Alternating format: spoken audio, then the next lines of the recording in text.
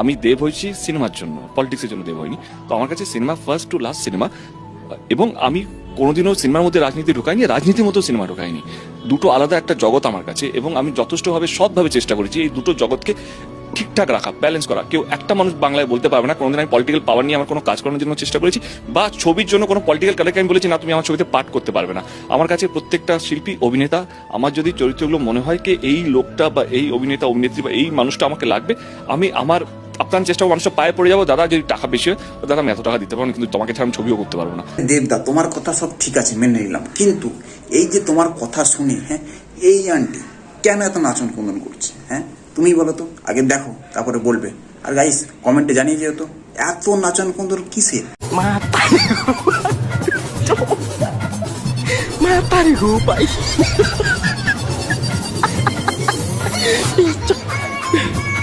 Cok, mata.